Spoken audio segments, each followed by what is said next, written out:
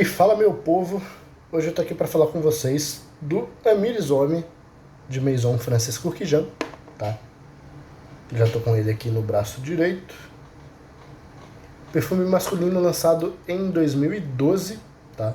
Assinado pelo Francis Kurkdjian, que além de ser o perfumista, né, da própria Maison, da própria casa dele, ele é o diretor criativo da Dior, é um cara realmente que já tem uma história gigantesca na perfumaria, é um perfumista absurdo. Provavelmente hoje, tá, povo?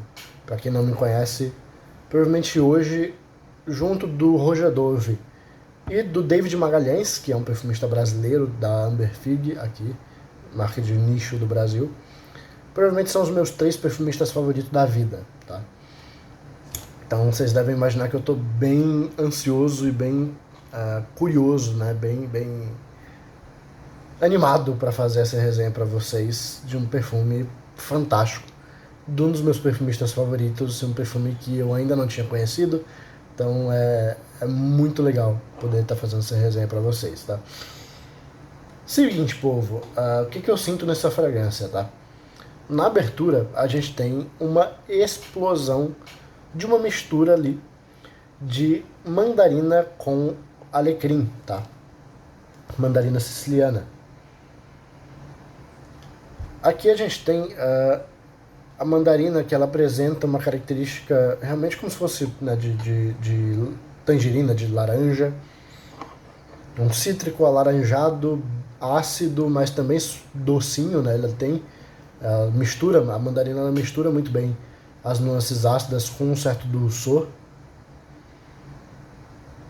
que se misturam muito bem com esse alecrim, né? O alecrim que traz uma nuance que, para mim, pelo menos, me lembra muito produtos barbershop, né? Produtos para barba, produtos para cabelo, produtos de higiene masculina de maneira geral, loções pós-barba, né? Esse tipo de coisa.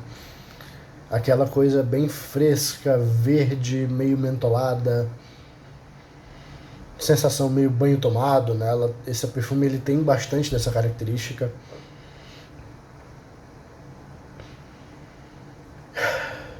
Cara, é um perfume muito, muito, muito fácil de usar isso aqui, tá?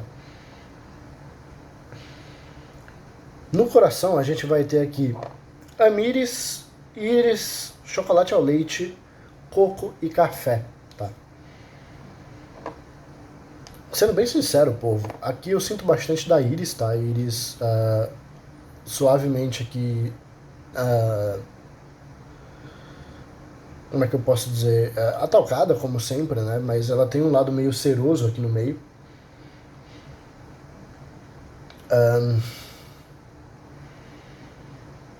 E que logo se mistura muito com o aspecto de coco. Só que aqui eu preciso falar um pouco desse aspecto de coco, porque algumas pessoas não vão saber um pouco disso, né? Que na perfumaria o coco existe, o coco ele pode dar algumas nuances, né? Porque na verdade são algumas matérias-primas, são alguns químicos aromáticos, e aí eu não vou entrar muito em relação a químicos aromáticos, porque eu não sou um grande especialista nisso, né? Vocês já me conhecem, me acompanham aqui, sabem quem eu vou recomendar agora. Se vocês quiserem saber um pouquinho mais sobre matérias-primas, sobre químicos aromáticos e tudo mais, eu recomendo muito que vocês procurem o trabalho do Gabriel Pedra. É um mestre, um gênio, Jedi, noiado das matérias-primas, como ele mesmo fala, um noia das matérias-primas. O cara é um gênio absurdo, tem muito, muito, muito conhecimento a respeito desse assunto, tá? Mas basicamente, assim, algumas das matérias-primas que você utiliza para ter o cheiro do coco, né? E eu acredito que tenha sido algumas das matérias-primas que sejam utilizadas aqui nesse acorde de coco, elas dão um aspecto que lembra muito sabão, né? Aquela coisa meio sabão, sabonete de coco, né? Ela tem muito uma característica bem saponácea mesmo. E aqui eu sinto muito disso, tá? Eu sinto realmente muito esse coco, esse sabonete de coco, misturado com essa íris, claro, misturado ainda com o alecrim, ainda com a laranja que está ali na abertura, mas ela tem uma característica meio saponácea aqui no meio, meio de sabão, de sabonete, né? Misturado com realmente um coco mais cremoso aqui. E aí a gente vem para o Amyris, né? O Amyris, que é uma matéria-prima de sândalo, tá? Que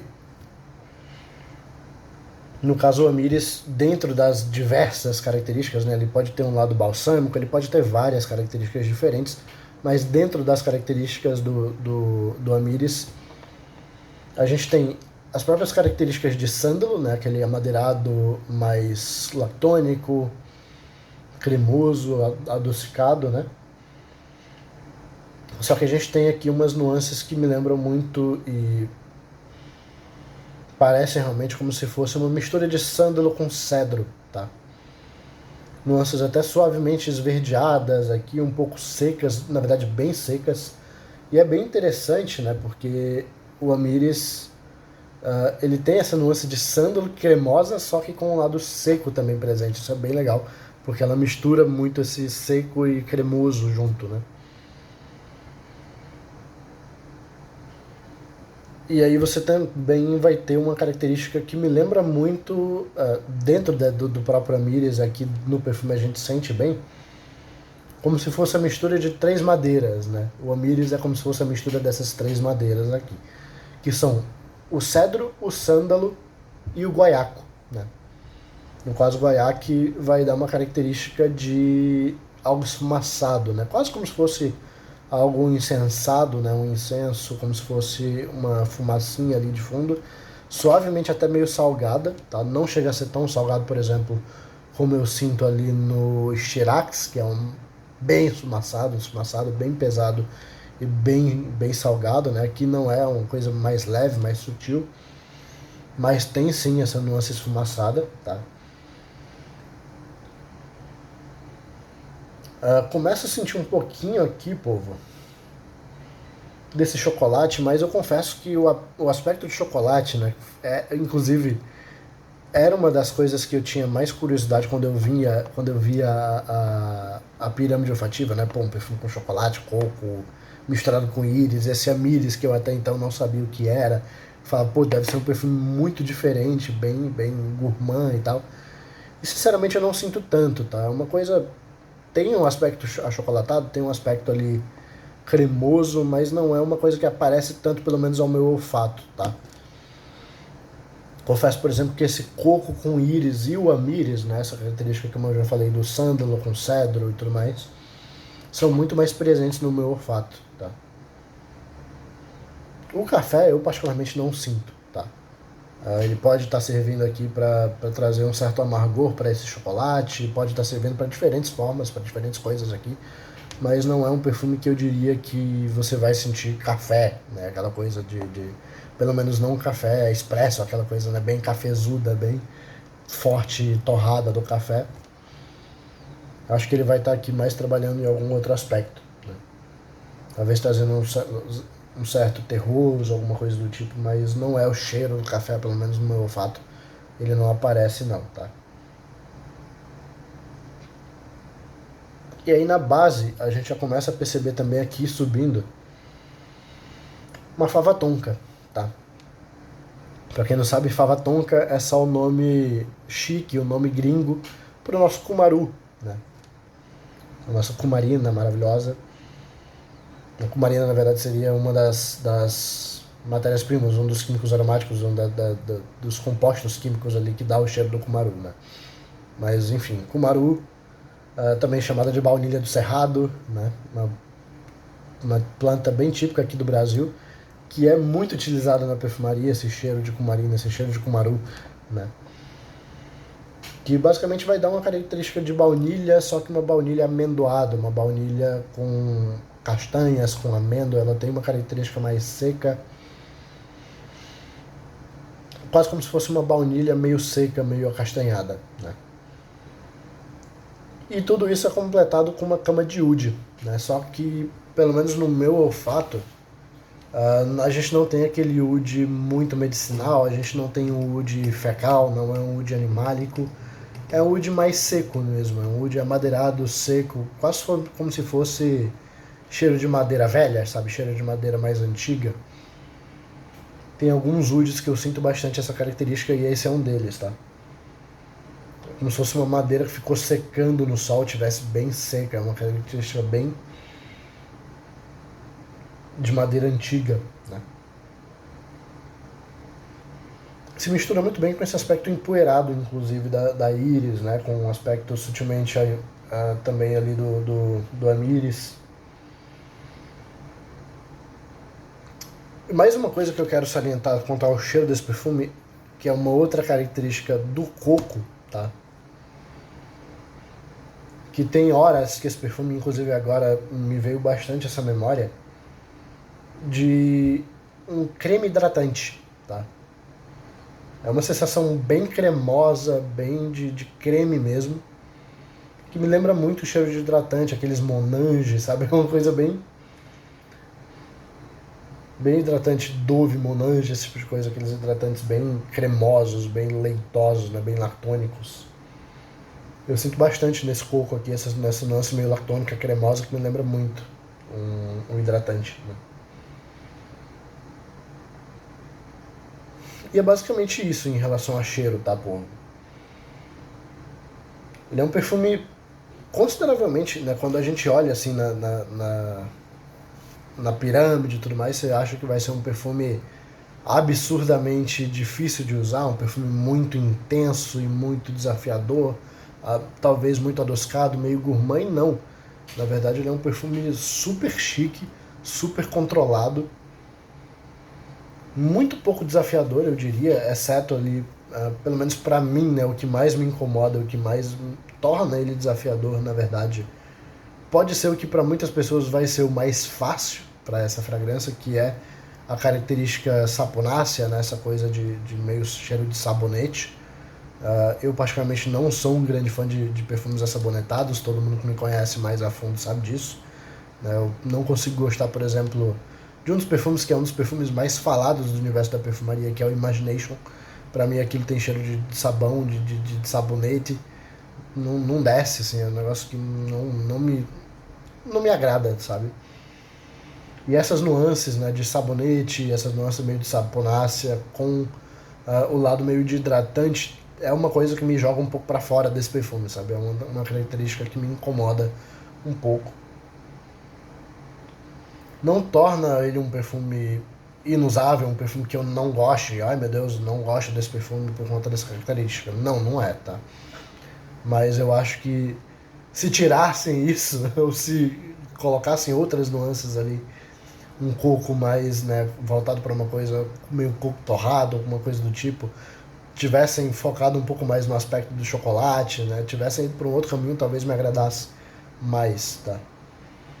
Essa característica mais limpa, confesso que eu não sou um grande fã, mas eu sei que a grandíssima maioria de vocês acabam gostando muito, né? É uma característica que faz muito sucesso, que agrada com muita facilidade, então é algo mais particular meu mesmo, né? Como tudo na perfumaria, né? Eu acho que a perfumaria é 100% pessoal e é por isso que eu criei esse canal, inclusive, porque eu via muitas pessoas, e inclusive eu mesmo, indo procurar em YouTube, indo procurar resenhas e tudo mais para saber de perfumes e utilizar isso como uma ajuda para comprar perfumes, né? E você via lá uma resenha, você ia na loja, sentia o mesmo perfume que a pessoa estava resenhando e sentia algo completamente diferente, né? A impressão parecia que a pessoa estava falando de um outro perfume. Isso aconteceu comigo várias vezes, então eu vim dar a minha visão, né? Pelo menos trazer mais uma visão acerca disso. Então eu não gosto de falar que eu tô certo ou que X pessoa tá errada, tá? São só visões diferentes, são só percepções diferentes, e aqui eu venho trazer a minha, né? Mas enfim, eu não acho que, exceto, pelo menos pra mim, esse aspecto esse aspecto de limpeza, saponaço e tal, fora ele, eu não acho ela uma fragrância muito desafiadora, né? Essa coisa do wood não é um wood muito pesado, não é um wood, como eu falei, não é animálico, não é um wood muito medicinal, não é aquele wood que vai realmente ser mais desafiador, que é mais comum ali na perfumaria árabe raiz, né? Perfumaria pelo menos de nicho árabe e tudo mais. É um wood mais seco que eu particularmente acho mais fácil de agradar. Ele não é um perfume muito adocicado, não é um perfume muito doce, muito pelo contrário, é um perfume até bem consideravelmente fresco, né?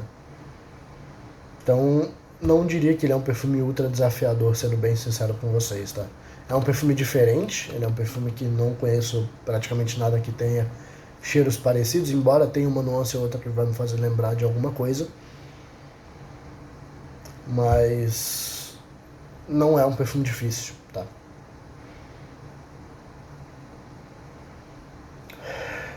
Em relação à ocasião de uso, povo, vejo ele como um perfume que dá sim para ser utilizado como assinatura, tá? Eu não veria problema nenhum em utilizar esse perfume como assinatura. Ele não é um perfume extremamente pesado, ao contrário do que pode parecer. É um perfume que vai ter ali alguns aspectos mais cremosos, né? Algumas coisas que podem incomodar de repente num dia extremamente quente, mas ao mesmo tempo esse alecrim com essa mandarina ali na abertura, eles ficam durante um tempo considerável, principalmente o alecrim.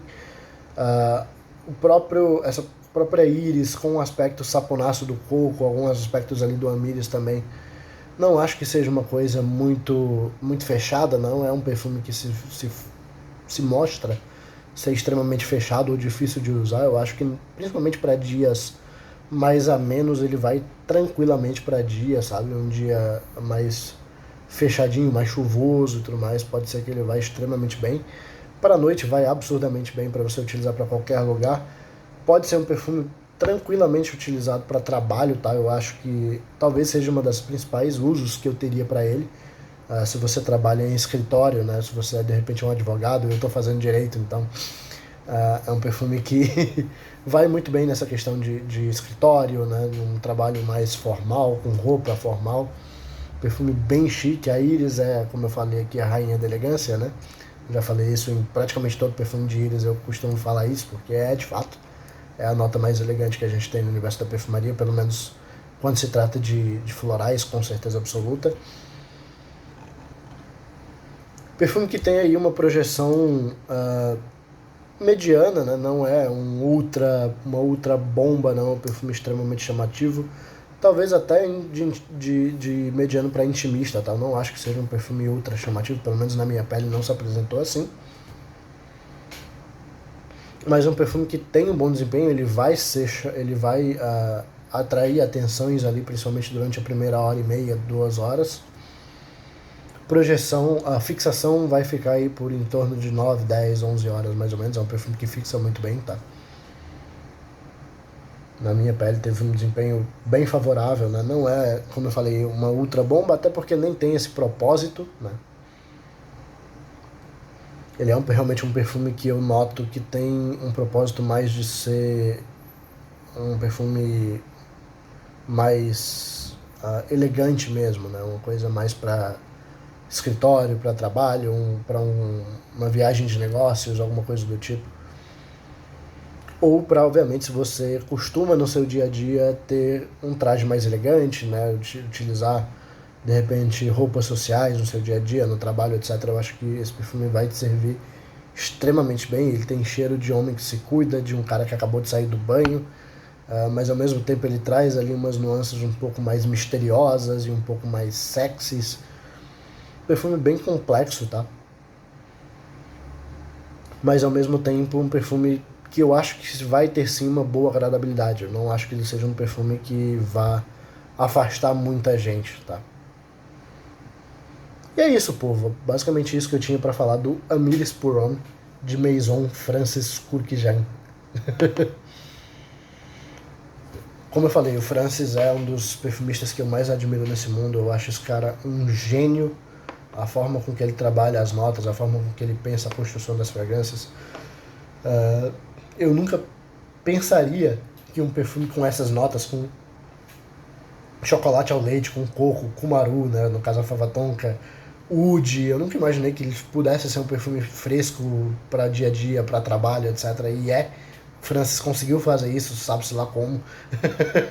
A magia do nosso titio Francis Kurkdjian, não é mesmo? Mas é isso, povo. Espero que vocês tenham gostado da resenha. Vejo vocês numa próxima. Valeu, falou.